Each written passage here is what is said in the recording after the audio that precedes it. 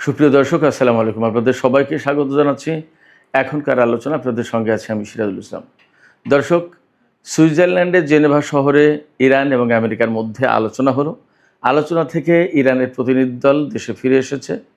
তবে এর ভেতরে আলোচক দলের প্রধান বাকের কলিবাফ এবং পররাষ্ট্রমন্ত্রী আব্বাস আরাকচি ওমানে গেছেন। বাকের কলিবাফ পরিষ্কার করে বলেছেন, হরমুজ প্রণালী ইরানের নিয়ন্ত্রণেই থাকবে এবং কখনো যুদ্ধের আগের অবস্থায় ফিরে যাবে না। অথচ মার্কিন প্রেসিডেন্ট ডোনাল্ড ট্রাম্প এখনও মাঝে মাঝেই বলে যাচ্ছেন হরমুজ প্রণালী পুরোপুরি খুলে যাবে এবং সেখানে কোনো টোল থাকবে না। যদি টোল আরোপ করে তাহলে আমেরিকা করবে। আসলে এখানে কোনো সংকট সৃষ্টির আশঙ্কা আছে কিনা? আমেরিকার সাথে ইরানের সুইজারল্যান্ডের জেনেভায় যে আলোচনা হয়েছে তারপরে ইরানের উপর থেকে নিষেধাজ্ঞা প্রত্যাহার করে নিয়েছে। এখন ইরান মুক্তভাবে তেল বিক্রি করতে পারছে। তাহলে তেলের দাম আসলে কতটা কমবে সারা বিশ্বে? বাংলাদেশ কিভাবে এখান থেকে লাভবান হতে পারে? একই সঙ্গে আর একটা বিষয় আছে, সেটি হচ্ছে যে ইরানের প্রেসিডেন্ট পেজেশকিয়ান আজ পাকিস্তানে যাচ্ছেন এবং তিনি মূলত কেন যাচ্ছেন পাকিস্তানে? এরপরে সবচেয়ে বড় প্রশ্ন হয়ে দেখা দিয়েছে ইরান এবং আমেরিকার মধ্যে যে সমঝোতা হলো সে অনুযায়ী চুক্তির ব্যাপারে আলোচনা চলছে। নানা পদক্ষেপ দিচ্ছে দুই পক্ষ। ইসরায়েলের প্রধানমন্ত্রী নেতানিয়াহু কিন্তু একেবারে কর্নার্ড হয়ে গেছেন, সাইড হয়ে গেছেন। তাহলে কি এই যুদ্ধ থেকে সবচেয়ে বড় ক্ষতির শিকার নেতানিয়াহুই হলেন? এমন প্রশ্ন কিন্তু আছে। সুপ্রিয় দর্শক, এই বিষয়গুলো নিয়ে এখন বিস্তারিত আলোচনা করব। আশা করি আপনারা শেষ পর্যন্ত সঙ্গে থাকবেন। আর ভিডিও ভালো লাগলে লাইক, কমেন্ট, শেয়ার করবেন এবং চ্যানেলটি সাবস্ক্রাইব করে সাথেই থাকবেন। দর্শক, চলুন বিস্তারিত আলোচনা করি। গতকাল সুইজারল্যান্ডের জেনেভা শহরে ইরান এবং আমেরিকার মধ্যে আলোচনা শেষ হয়েছে। আলোচনা শেষের পরে ইরানি প্রতিনিধি দল তেহরানে ফিরে এসেছেন। তবে আলোচক দলের প্রধান বাকের কলিবাফ এবং পররাষ্ট্রমন্ত্রী আব্বাস আরাকচি ওমানে গেছেন। তাদেরকে বিমানবন্দরে স্বাগত জানান ওমানের পররাষ্ট্রমন্ত্রী বদর আল বুসাইদি। সাংবাদিকদের কাছে কলিবাফ একদম পরিষ্কার করে বলেছেন, হরমুজ প্রণালী নিয়ন্ত্রণ করবে ইরান এবং ওমান। এই পরিচালনা করার দায়িত্ব তাদের হাতে থাকবে। এই প্রণালী কখনো আর যুদ্ধের আগের অবস্থায় ফিরে যাবে না। যুদ্ধের আগের অবস্থা বলতে, যুদ্ধের আগে যেমন হরমুজ প্রণালীতে টোল ছিল না, কোনো নিয়ন্ত্রণ ছিল না, যে যার মতো খুশি সেই তার মতো করে জাহাজ চালাতে পারত। কোনটা সামরিক জাহাজ, কোনটা বেসামরিক জাহাজ, কোনটা তেলবাহী জাহাজ, কোনটা পণ্যবাহী জাহাজ, এগুলো কোনো হিসাব নিকাশ ছিল না। কোনটা ইসরায়েলের, কোনটা আমেরিকার, এগুলো কোনো কিছু হিসাব নিকাশ ছিল না, চিন্তাভাবনা ছিল না। কিন্তু এখন ওই রকম হবে না। তার মানে এখন কন্ট্রোল থাকবে এবং সেই কন্ট্রোলটা বেসিক্যালি ইরানের হাতে থাকবে। এর সাথে সহযোগী দেশ হিসেবে থাকবে ওমান। এবং এখানে জাহাজ পারাপারের ফি হিসেবে টোল হয়তো নেওয়া হবে না, ইরানের পক্ষ থেকে যা বলা হচ্ছে। একটা টাকা নেওয়া হবে, যেমন পরিবেশ দূষণ হয় জাহাজ চলাচলের ফলে, তেল অনেক সময় পড়ে, অনেক বর্জ্য পড়ে। এই যে হরমুজ প্রণালী বা পারস্য উপসাগরের বিরাট উপকূল, উত্তর উপকূল পুরোটাই তো ইরানের ভূখণ্ডের সাথে যুক্ত। এই যে বর্জ্য যত যা কিছু পরিবেশ বিনষ্ট হওয়ার যত যা কিছু সেটা ইরানের সাথেই যায়। ফলে এই রকম বেশ কিছু বিষয় থাকবে যে বিষয়ের ম্যানেজমেন্টের জন্য বা ডেভেলপমেন্টের জন্য ইরান একটা টাকা নেবে জাহাজ প্রতি জাহাজ থেকে। সেটা সরাসরি টোল হিসেবে না হলেও পরিবেশ রক্ষা আদার সেকশন দেখিয়ে এই টাকাটা নেওয়া হবে। তার মানে দাঁড়াচ্ছে যে একেবারে বিনা পয়সায় জাহাজ পারাপার হবে না এই 60 দিনের পরে। তারপরে আরেকটা ব্যাপার হবে, ইরান আগেই বলেছে ইসরায়েলের কোনো জাহাজ চলাচল করতে পারবে না হরমুজ প্রণালী দিয়ে। তার মানে ইসরায়েলের জন্য এই জাহাজ চলাচল বন্ধ হয়ে গেল সম্ভবত। এরপরে আমেরিকার কোনো সামরিক জাহাজ চলাচল করতে পারবে না হরমুজ প্রণালী দিয়ে, ইরান এটাও বলেছে। এই সমঝোতার ভিতরে আসলে এইটা নিয়ে কি হবে আমি জানি না, কিন্তু এটা বলেছিল। সেক্ষেত্রে একটা ব্যাপার তো এখানে থাকবেই, অর্থাৎ হয় আমেরিকাকে ছাড় দিতে হবে, না হয় ইরানকে ছাড় দিতে হবে, বা কোনো একটা ম্যানেজমেন্টের ব্যাপার থাকবে। দেখা যাক কীভাবে এটা হয়। যাই হোক, এই যে গতকাল জেনেভা আলোচনা হলো, এই আলোচনাকে খুবই সফল বলছে, সব পক্ষই সন্তুষ্ট।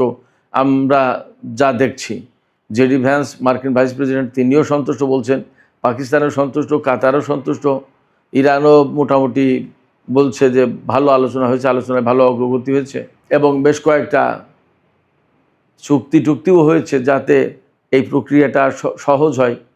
ইরানের উপর থেকে তেল নিষেধাজ্ঞা একদম কমপ্লিটলি তুলে নিয়েছে 60 দিনের জন্য।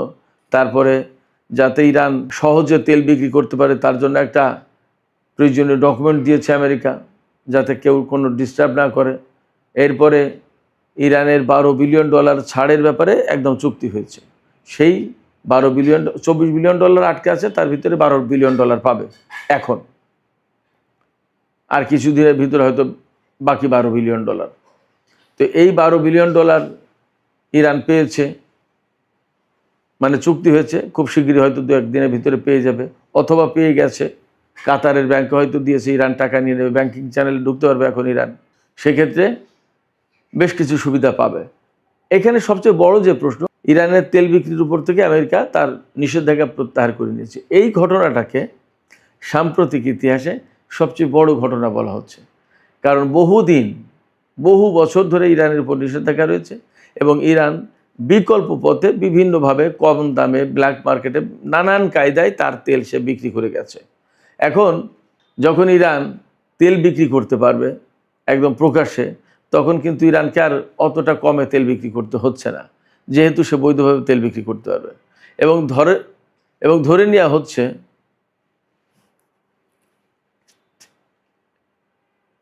এই বৈধভাবে তেল বিক্রি করার কথা চীন থেকে শুরু করে সবার কাছে, তার মানে বাড়তি দামে। যদিও তেলের দাম কমে আসবে, ইরানের উপর থেকে নিষেধাজ্ঞা প্রত্যাহার করার পরে আন্তর্জাতিক গণমাধ্যম থেকে জানা যাচ্ছে যে 1 থেকে 3% দাম কমে গেছে। এখনই হুড়মুড় করে দাম কমছে না এই কারণে যে হরমুজ পল্লীর যে রেকর্ড, গত 24 ঘন্টায় 24টা জাহাজ, 2 ডজন জাহাজ চলাচল করেছে হরমুজ পল্লী দিয়ে। অথচ যুদ্ধের আগে কিন্তু প্রতিদিন অন্তত 100 জাহাজ চলাচল করত এই হরমুজ প্রণালী দিয়ে। তার মানে প্রতি ঘন্টায় 4টা বা তার বেশি জাহাজ চলাচল করত। সেই জায়গায় গত 24 ঘন্টায় প্রতি ঘন্টায় 1টা করে জাহাজ চলাচল করেছে, কোথায় 4টার বেশি আর কোথায় 1টা, 3টার বেশি কম। তো এই জাহাজের ভেতর তো সব তেলের জাহাজ না হয়তোবা। এর মানে দাঁড়াচ্ছে যে হরমুজ প্রণালী খুলেছে, কিন্তু একদম স্বাভাবিক গতি ফিরিয়ে আনতে অনেকটা সময় লেগে যাবে, কারণ সেখানে ইরানের পক্ষ থেকে মাইন বসানো হয়েছিল। বেশ ঝুঁকিপূর্ণ এখনও রুটগুলো। এছাড়া একদম ওখানে তো অনেকগুলো দ্বীপ, সেক্ষেত্রে হুটহাট করে যেমনি সেমনি চলে যেতে পারছে না, রুট মেনটেন করে যেতে হয়। ইরান যে রুট দিয়েছে সেই রুটেই জাহাজ চলাচল করতে হচ্ছে, তার বাইরে যাওয়া যাচ্ছে না। সেক্ষেত্রে জাহাজ চলাচল ধীরগতির। আবার যদি ইরান ম্যানেজমেন্টের জন্য টাকা নেয় প্রত্যেকটা জাহাজ থেকে, তাহলে এটার ব্যাপারে একটা সিস্টেমেটিক ওয়ে থাকবে। এই সিস্টেম ফলো করে যখন হরমুজ পল্লী পার করতে হবে, তখন আগের মতো জাহাজ আসলে কখনোই আর অত বেশি চলাচল করতে পারবে না। এটাই মোটামুটি বাস্তবতা বলে মনে হচ্ছে। সেক্ষেত্রে ইরানের সাথে আমেরিকার এই চুক্তি হয়ে গেলেও, ইরানের উপর থেকে তেল নিষেধাজ্ঞা প্রত্যাহার করে নিলেও, আন্তর্জাতিক বাজারে তেলের ফ্লো, তেলের প্রবাহ যে খুব দ্রুত বেড়ে যাবে এতটা ভাবার মনে হয় এখনই সুযোগ আসছে না। সেক্ষেত্রে তেলের দাম আস্তে আস্তে ধীরে ধীরে কমবে, কিন্তু ধীরে ধীরে। এই জায়গায় বাংলাদেশ কিভাবে সুবিধা পেতে পারে? এখানে একটা ব্যাপার হচ্ছে যে আন্তর্জাতিক বাজারে যখন তেলের দাম, জ্বালানির দাম কমবে, তখন বাংলাদেশেও অনেকটাই কমার কথা। কিন্তু মুশকিল অন্য জায়গায়। তেলের দাম কমলো, কিন্তু অর্থনীতিতে যদি একটা মন্দাভাব অবস্থা তৈরি হয়, তাহলে কিন্তু বাংলাদেশের রেমিট্যান্স কমে যাবে। আবার তেলের দাম বাড়লেও সেই সংকট তৈরি হয়। যেমন তেলের দাম বাড়লে দুনিয়ার সব কিছুর দাম বেড়ে যায়। আর যদি যে যুদ্ধ গেল বা যে পরিস্থিতি বিরাজ করছে, এর কারণে যদি কোনো রকমের রিসেশন অর্থাৎ মন্দা অবস্থা তৈরি হয়, তাহলে আমরা যেহেতু জনশক্তি রপ্তানি করি, পোশাক রপ্তানি করি, এর দুটো খাতেই ঝামেলা তৈরি হবে। ঝামেলা তৈরি হবে কীরকম? যখনই আর্থিক মন্দা দেখা দেয় বিশ্ব অর্থনীতিতে, তখন যারা উদ্যোক্তা, যারা জনশক্তি আমদানি করে বা পোশাক আমদানি করে, তাদের কেনার পরিমাণ, জনশক্তি নেয়ার পরিমাণ, এগুলো সব কমে যায়। কারণ ধরুন একটা হোটেল, একটা পর্যটন কেন্দ্রে একটা হোটেল হয়তো 3 শিফট চলতো, এখন সব কিছু দাম বেড়ে যাওয়ার কারণে পর্যটনের সংখ্যাও কমে যাবে। তখন ওই হোটেল মালিক স্বাভাবিকভাবেই তার 3 শিফটের জায়গায় 2 শিফট করবে, 2 শিফটের জায়গায় 1 শিফট করবে। আলটিমেটলি লোক কম লাগবে, তখন তার যে বাড়তি লোক আছে সে ছাঁটাই করবে বা বেতন কমিয়ে দেবে, তারপরে ওভারটাইম কমে যায়। এরকম নানান কারণে শ্রমিক যারা ছিল বা জনশক্তি যারা বিদেশে গেছে তাদের সবার আয় ইনকাম কমে যায়, তখন তারা রেমিট্যান্স কিন্তু কম পাঠাতে পারবে। এইভাবে আমাদেরকে একটা স্বস্তির নিঃশ্বাস ফেলার সুযোগ দিলেও অর্থনীতির যে অবস্থা, এখনও মন্দা অবস্থা তৈরি হয়নি, কিন্তু এমনটি আশঙ্কা আছে। এবং এই অবস্থা অনেকটা ডিপেন্ড করছে চীনের উপরে। চীন কতটা বেশি মাত্রায় তেল ব্যবহার করবে এবং কতটা বেশি তার ফ্যাক্টরি আদার চালু করবে, তার পশ্চিমা জগতে তার বাজার চাহিদা পূরণ করার জন্য চীনা কতটুকু পণ্য উৎপাদন করবে এবং পশ্চিমা জগৎ কতটুকু গ্রহণ করছে, আবার পশ্চিমাদের পণ্য সারা বিশ্বে কীভাবে সাপ্লাই চেইনে যাচ্ছে, এগুলোর অনেক কিছুর উপর ডিপেন্ড করছে। সেক্ষেত্রে আমার কাছে মনে হচ্ছে সামগ্রিক বিচারে বাংলাদেশ যে খুব বেশি একটা লাভবান হতে পারবে তা না, তবে এই জায়গায় লাভবান হওয়ার পথটা কী এবং কোন উপায়ে আমরা লাভবান হতে পারি, এই জন্য কূটনৈতিক প্রক্রিয়ার পাশাপাশি অর্থনৈতিক বিশেষজ্ঞ যারা আছে তাদেরকে নিয়ে আলোচনা করা দরকার, তাদের পরামর্শ নেওয়া দরকার এবং তাদেরকে প্রয়োজনীয় দায়িত্ব দেওয়া দরকার। এই বিষয়গুলো নিয়ে তারা ভাবুক, চিন্তা করুক, গবেষণা করুক এবং কার্যকর পদক্ষেপ নেওয়ার জন্য সরকারকে পরামর্শ দিক। সেটাই হবে বাংলাদেশের জন্য সুবিধাজনক। যা হোক, সুপ্রিয় দর্শক, এই যে ইরান, আমেরিকা, ইসরায়েল যে যুদ্ধ হলো, এই যুদ্ধের ভেতরে একটা গুরুত্বপূর্ণ পার্ট ছিল, উল্লেখযোগ্য পার্ট ইসরায়েল। এবং বলাই হচ্ছে যুদ্ধের আগে থেকে এই পর্যন্ত সবাই যে এই যুদ্ধে ইসরায়েল মূলত আমেরিকাকে টেনে আনলো বা ইসরায়েল আমেরিকাকে টেনে এনেছে। অনেকে বলছে যে ইসরায়েলের প্রধানমন্ত্রী নেতানিয়াহুর বুদ্ধি, পরামর্শ, উস্কানি এবং চাপে ডোনাল্ড ট্রাম্প এই যুদ্ধে জড়িয়ে গেছে। এখন এই যুদ্ধে জড়িয়ে যাওয়ার পর যখন ইরানের পক্ষ থেকে শক্ত জবাব দেওয়া হয়েছে, তখন কিন্তু সবচেয়ে বেশি ক্ষতিগ্রস্ত হয়েছে সামরিক দিক দিয়ে, অর্থনৈতিক দিক দিয়ে, রাজনৈতিক দিক দিয়ে, কূটনৈতিক দিক দিয়ে, আন্তর্জাতিক অস্ত্রবাজারে আমেরিকা ক্ষতিগ্রস্ত হয়েছে। এই সব দিক দিয়ে আমেরিকা ক্ষতিগ্রস্ত হয়েছে বেশি। এখন যখন আমেরিকার লোকজন বুঝতে পেরেছে যে এই যুদ্ধ মূলত তাদেরকে ক্ষতিগ্রস্ত করে দিচ্ছে, তখন কিন্তু তারা এই যুদ্ধ বন্ধের জন্য উঠে পড়ে লেগেছিল, পাগল হয়ে গিয়েছিল। ডোনাল্ড ট্রাম্পকে আপনারা দেখেছেন যে অনেকটা জোর করে ইরানকে চুক্তি করতে বাধ্য করলো। জোর করে বলতে যে ভাই, আমরা যুদ্ধ চাই না, মাপ চাই, তোমরা চুক্তি করো, একটা চুক্তি করো, এরকম একটা পরিস্থিতি। এই চুক্তির ব্যাপারে কিন্তু ইসরায়েলের পক্ষ থেকে যথেষ্ট নেগেটিভ অবস্থানে ছিল। ইসরায়েল তারা এই চুক্তি চায়নি। তার সবচেয়ে বড় কারণ সেটা হচ্ছে যে এই চুক্তি যদি হয়ে যায় তাহলে ইসরায়েলের রাজনীতিবিদদের যে সিকিউরিটি পলিটিক্স, যেটা মধ্যপ্রাচ্যের নিরাপত্তার ভয় দেখিয়ে যে রাজনীতি, সেই রাজনীতি কিন্তু শেষ হয়ে যায়। কীরকম একটু ব্যাখ্যা করি। ধরুন, নেতানিয়াহু সবসময় বলে যে ইরানের হাতে পরমাণু অস্ত্র আছে বা পরমাণু অস্ত্র বানাতে পারে, তার পরমাণু কর্মসূচি আছে। এটা না ধ্বংস করলে কিন্তু মধ্যপ্রাচ্য অর্থাৎ ইসরায়েলে শান্তি আসবে না। কেমন? মধ্যপ্রাচ্যে অস্থিতিশীল একটা অবস্থা থাকবে, ইসরায়েল নিশ্চিত হতে পারে না। আবার ইরানের হাতে যে ক্ষেপণাস্ত্র আছে, এটাও ইসরায়েলের অস্তিত্বের জন্য হুমকি। আবার সবচেয়ে বড় কথা যা বলে আসছিল, ইরানে যে সরকার আছে, ইসলামী বিপ্লবী সরকার, এই সরকার থাকা মানেই ইসরায়েলের জন্য হুমকি, বিপদ। এই সরকার যতক্ষণ পর্যন্ত আছে ততক্ষণ পর্যন্ত ইসরায়েল নিরাপদ নয়। এমনকি আমেরিকার স্বার্থ মধ্যপ্রাচ্যের নিরাপদ নয়, ইউরোপীয়দের স্বার্থ নিরাপদ নয়। এইভাবে নেতানিয়াহু বা ইসরায়েলের নেতারা পশ্চিমাদেরকে বোঝাতো, এমনকি মধ্যপ্রাচ্যের দেশগুলোকেও বুঝিয়েছে ইরান একটা বিরাট বড় হুমকি, ইরান হলো ঝুঁকি। এই সমস্ত বুঝিয়ে যুদ্ধে এনেছিল। কিন্তু যখন ইরানের সাথে চুক্তি করছে আমেরিকা, তখন তো এই যুদ্ধ পরিস্থিতি আর থাকছে না, আর যুদ্ধের প্রশ্ন থাকছে না, বরং শান্তি প্রতিষ্ঠার প্রশ্ন, মধ্যপ্রাচ্য স্থিতিশীল হয়ে যাওয়ার প্রশ্ন। তখন নেতানিয়াহু কাকে বলবে যে ইরান হুমকি? আমেরিকাকে বলবে, সেই আমেরিকা তো ইরানের সাথে চুক্তি করলো, তাহলে আর কাকে বলবে? মধ্যপ্রাচ্যের দেশগুলোকে বলবে, তারা তো ইরানের সাথে বন্ধুত্ব সৃষ্টি করছে, তাহলে কাকে বলবে? সেক্ষেত্রে ইসরায়েলের যে রাজনৈতিক নেতারা আছে, বিশেষ করে নেতানিয়াহু, যিনি সবচেয়ে বেশি এই ইরান জুজুর ভয় দেখিয়ে ইরানের হুমকিকে সবার সামনে তুলে ধরে ইরানের বিরুদ্ধে যুদ্ধ করেছে বা ইরানের বিরুদ্ধে সবসময় বারবার কাট অবস্থানে ছিল, এই জায়গা থেকে কিন্তু একটা সংকটে পড়ে গেল নেতানিয়াহু।